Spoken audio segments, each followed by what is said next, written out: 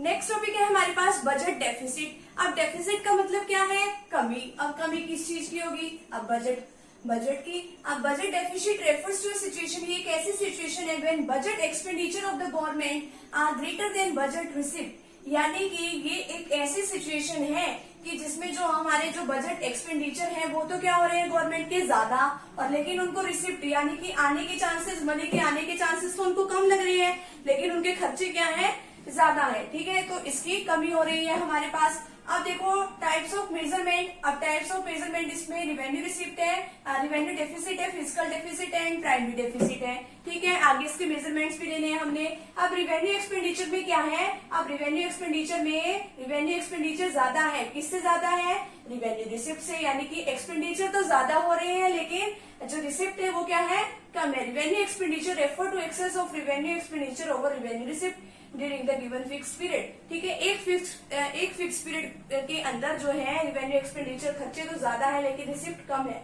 अब revenue expenditure revenue receipt के बारे में हम पहले ही डिस्कस कर चुके हैं। अब आगे क्या है? रिवेन्यू डेफिसिट अगर निकालने को कह दिया जाए तो कैसे निकालेंगे? Revenue expenditure minus revenue receipt. अब इसको मेजर्स कैसे करते हैं? अब measures to reduce revenue deficit. अब जो है रिवेन्यू डेफिसिट को कम करने के लिए क्या क्या कदम उठाए जा सकते हैं? या तो गवर्नमेंट को अपने क्या करना चाहिए? खर्चे कम करना चाहिए कि फालतू के खर्चे कहीं पे करे ना, जो जरूरी खर्चे हैं डेवलपमेंट पे सिर्फ वही करे। या उसका हो सकता है कि दूसरा चांस कि यहाँ भी वो क्या करे? लोगों से ज्यादा टैक्स लेना स्टार्ट कर दे।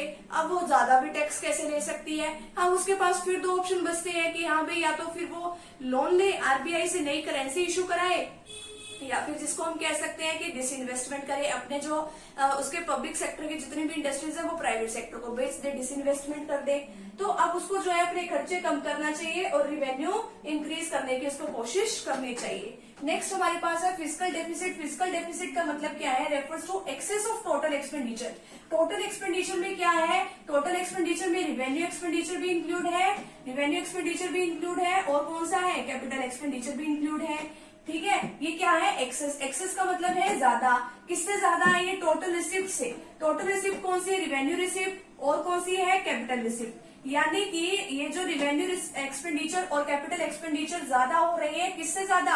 इतनी इनको रिसिप्ट आ नहीं रही, लेकिन इसके अंदर क्या इंक्लूड नहीं होता? Excluding borrowings. इसके अंदर बोरोइंग्स इंक्लूड हम नहीं करेंगे एक फिजिकल पीरियड के अंदर। एक फिजिकल ईयर कौन सा होता है कि जो 1 अप्रैल से स्टार्ट होता है 31 मार्च को खत्म होता है। इसके अंदर हम दोनों ही तरीके के टोटल एक्सपेंडिचर और टोटल रिसिप्ट को लेंगे। अब इसका फॉर्मूला क्या है? फिक्स जो फिजिकल डेफिसिट निकालने का, total expenditure minus total receipt, लेकिन हम इसमें बोरोइंग्स को इंक्लूड नहीं करते। अब इसमें क्या होगा कि महंगाई ज्यादा हो जाएगी अगर हम इस तरीके से लोन लेते हैं। अगर आरबीआई से हम क्या कह रहे हैं बार बार कि यहाँ पे करेंसी इशू, अगर उसने नोट छाप दिए आरबीआई ने, तो गवर्नमेंट जो है आगे मनी में मार्केट में भी सप्लाई करेगी। मार्केट में पैसा ज्यादा आ गया तो क्या होगा कि लोग ज्यादा डिमांड करेंगे तो प्राइसेस बढ़ जाएंगे, इन्फ्लेशन आ जाएगी। तो इन्फ्लेशन का रीजन है। आगे क्या है? Increase in foreign dependence. हम जो है फॉरेन के ऊपर ज्यादा डिपेंड रहते हैं लोन वगैरह लेने के लिए, फिर हम उनकी गुलामी करते हैं। नेक्स्ट है financial burden for future generation. अब फ्यूचर जनरेशन के लिए भी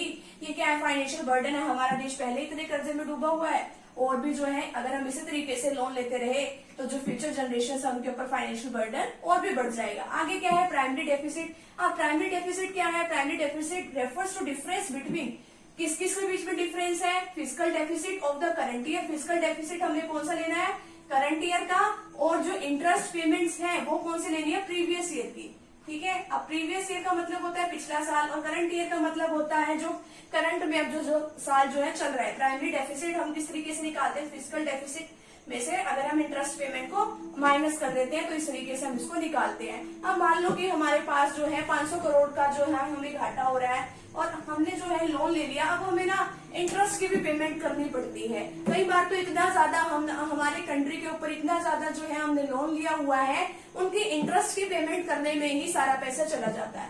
अगर 500 के 500 करोड़ जो है इंटरेस्ट देने में चला गया तो जो गवर्नमेंट है वो कहीं पे डेवलपमेंट एक्टिविटीज में तो जो है वो पैसा लगा ही नहीं सकती है। ठीक है, अगर मान लो 500 करोड़ का जो है हमने हमारा जो है फिजिकल डेफिसिट हुआ है, अगर उसमें से 300 करोड़ भी हमने क्या दे दिए, इंटरेस्ट के दे दिए, तो जो बाकी बचे जो 200 करोड़ हैं वो हमारी जो गवर्नमेंट है वो कहीं अच्छे काम में, डेवलपमेंट के काम में लगा सकती है। ठीक है, तो इस तरीके से इसके बजट डेफिसिट है। तो फटाफट से भी आप इतने का स्क्रीनशॉट ले लीजिए। बिल्कुल